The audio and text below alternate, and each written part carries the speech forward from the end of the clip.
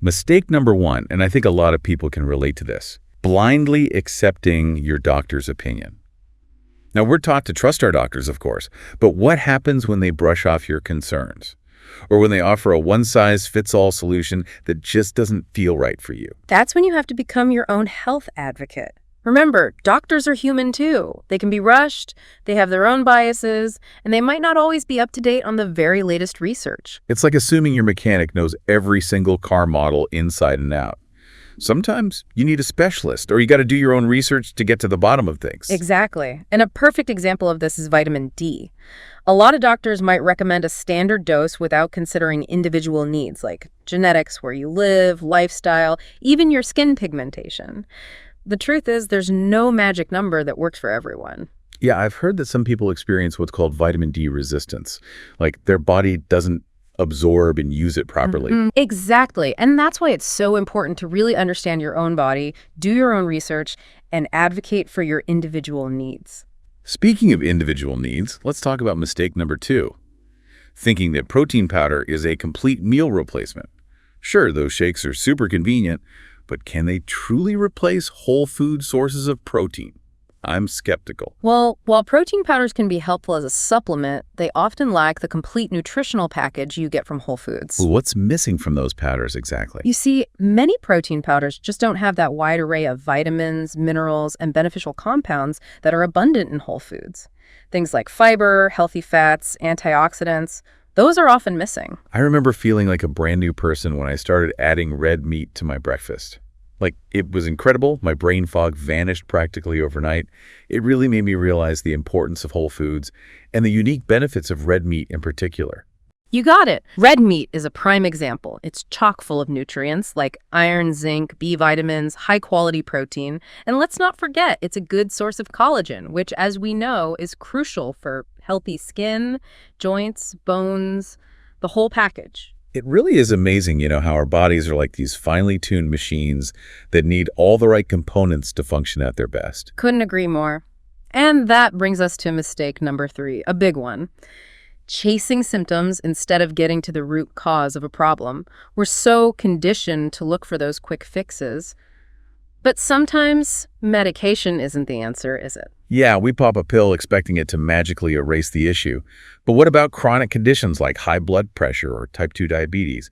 Are we just masking the symptoms? That's the danger of this symptom-chasing game, so to speak. Medications might give you temporary relief, but they often fail to address the underlying problem.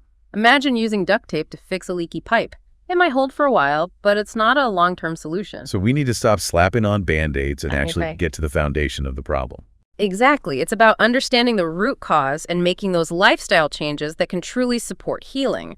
We're talking diet, exercise, stress management, sleep, all critical players in this game. Makes total sense. Now, how about we tackle a common myth? Mistake number 4. The belief that salt is public enemy number 1. We're told to avoid it like the plague, but is that really the whole story? Not quite. You see, the real culprit isn't necessarily salt itself, but rather the imbalance between sodium and potassium in our diets.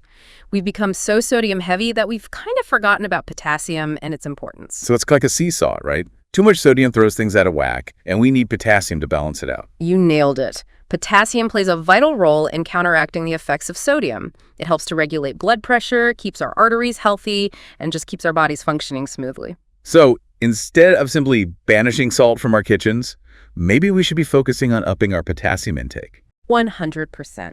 Leafy greens, sweet potatoes, bananas, avocados, these are your potassium powerhouses.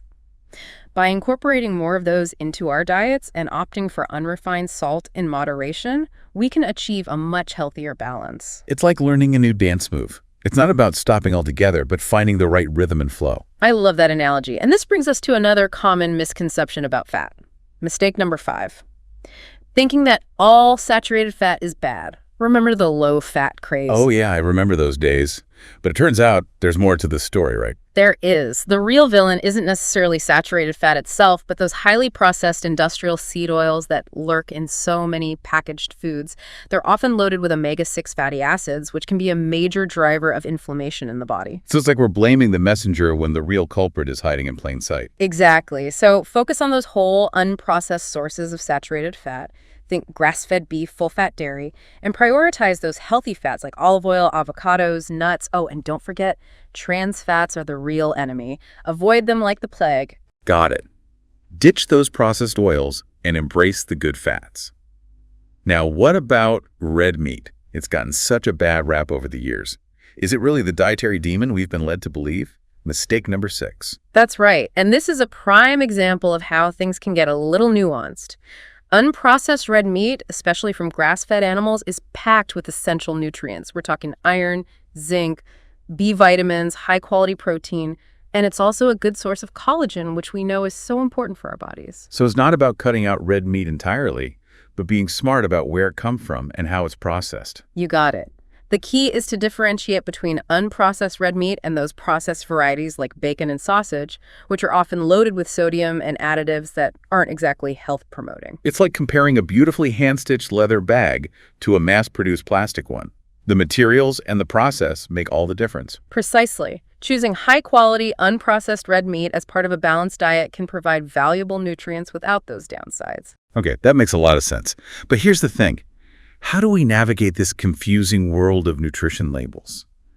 They're supposed to guide us towards making healthy choices, but sometimes it feels like trying to decipher a secret code. Mistake number 7, right? It is. The nutrition label nightmare is real.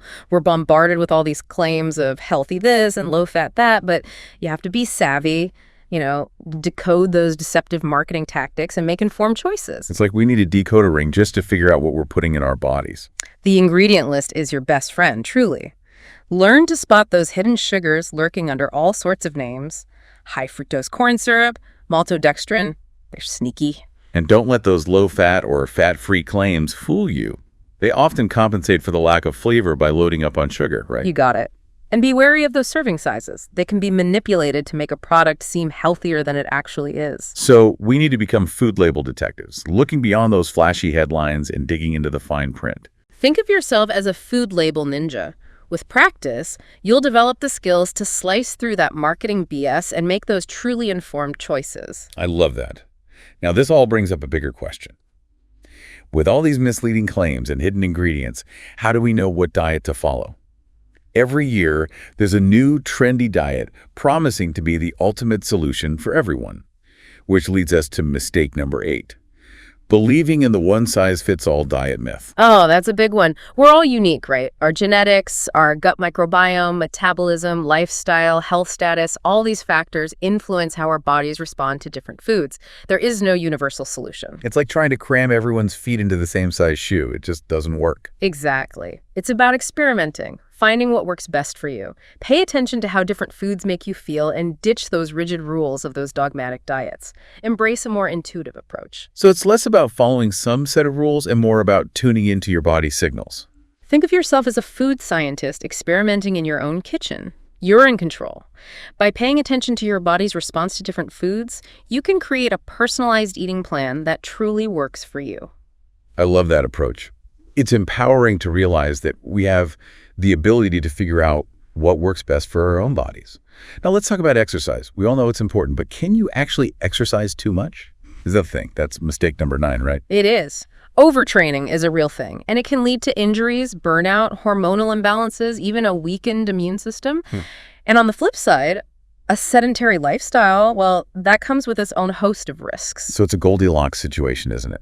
We need to find that just right amount of exercise that challenges us but doesn't overwhelm us. That's the key. Listen to your body. Incorporate rest days, change up your workouts, and find activities you genuinely enjoy. Movement shouldn't feel like punishment. It should feel like a celebration of what your body can do. Love that. Okay, so finding that sweet spot between pushing too hard and being a couch potato. Now, last but certainly not least, let's talk about sleep, something that's often the first to go when we get busy. This brings us to mistake number 10, underestimating the power of sleep. Sleep. So crucial. Chronic sleep deprivation is a silent saboteur of our health, really. It weakens our immune system, increases our risk of all sorts of chronic diseases, impairs cognitive function, and even affects our mood. It's like running your car on fumes, You might be able to keep going for a while, but eventually you're going to crash and burn. Well, you need to make sleep non-negotiable, folks. Establish a consistent sleep schedule, create a relaxing bedtime routine, and optimize that sleep environment of yours. Make sure you're getting that restorative rest you need. So it's about treating sleep as an essential part of our health routine, not just an afterthought. Think of it as recharging your batteries. You wouldn't expect your phone to function without charging it, right? Your body deserves that same level of care and attention.